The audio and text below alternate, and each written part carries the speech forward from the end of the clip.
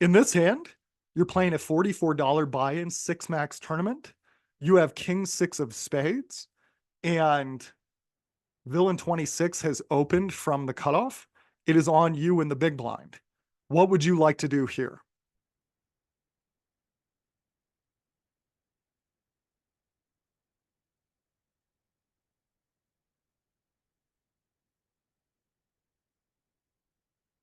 So most people say call here. If you did say three bet, you can make that work as well.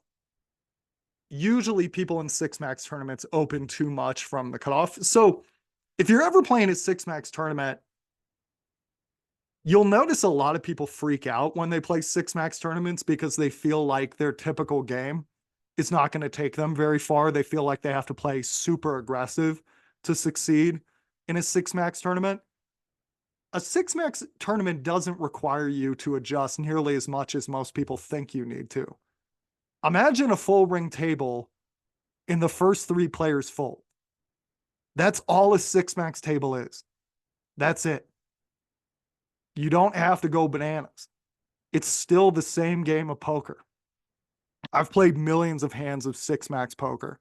There's been a lot of time I've played six max where I played a very straightforward strategy and it was still effective. But you'll notice in many six max games, some people take their normal cutoff opening range and they go, well, this won't work. And then they open way beyond that. And if you see someone doing that, you could definitely come over the top of them and put them in a precarious situation. But we do decide to just call this time. The board comes five of diamonds, two of hearts, seven of spades. It's on us, check or bet.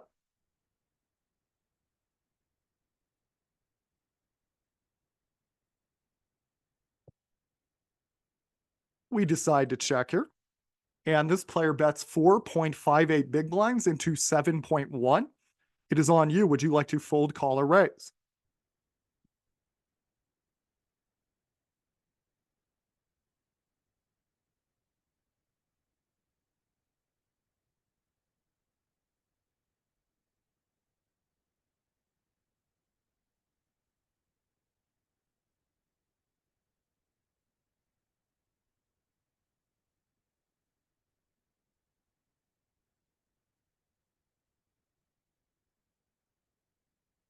We raise here to 12.17 big blinds, and this player folds. So let's explain why we apply pressure on this board. So first of all, it's very likely your opponent has not hit that board. Why? Because most people open from the cutoff very wide. And when they do so, they miss this board a large percentage of the time, more than half the time. Why? Because people don't typically like to raise low cards. They like to raise big cards, sometimes middle cards, not that often the low cards. If you think about a person in the cutoff with a 10-5 offsuit or a 9-2 offsuit, they're likely not raising it, but an ace-5 or an ace-2 might get raised just because there's a big card in there.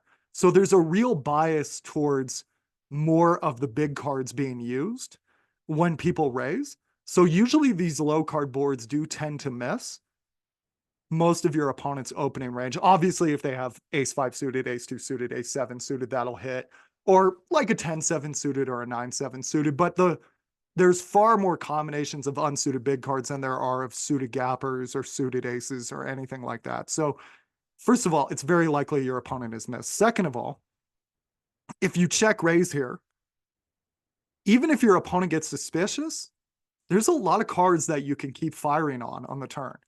A king is likely to be a good out for you because most likely your opponent didn't open king 5 offsuit, king 2 offsuit, or king 7 offsuit from the cutoff. I mean, I guess it could happen, but most of the time not. So usually the king is a good out for you. They could have king 5 suited or king 2 suited or king 7 suited, but that's not a ton of combinations. So the king is an out for you versus let's say you check raised with an ace here. Well, ace-5, ace-5, ace-2, ace-7 are a little bit more likely because people like to play their aces. So when you hit the ace on the turn, you're worried about reverse implied odds. But furthermore, A turn 4, a turn 8, a turn spade allows you to keep firing. You could bet a very large bet, and it doesn't even need to work that often. So if you bet the size of the pot, how often does that bet need to work? As a complete bluff. If you bet the size of the pot as a complete bluff, that bet needs to work 50% of the time.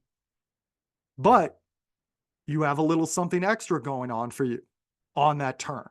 If you were to say bet the size of the pot, and you don't have to bet that big, but let's say you do, but you've hit a flush draw. Well, you're going to hit an additional 19% of the time or whatever it is on the river. That's a nice little rebate you got going on there for yourself.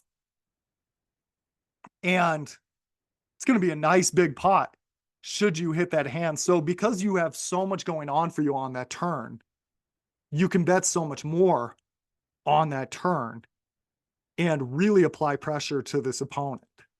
And we didn't even need to go that far in this hand because the check raise right here, we're risking about 12 big blinds to win 23.85. So our bet needs to work around half the time. And we know we're going to catch this person with no pair, no draw more than half the time. And sure enough, it does work for us. If you want more content like this, go to pokerheadrush.com. That website, one more time, pokerheadrush.com.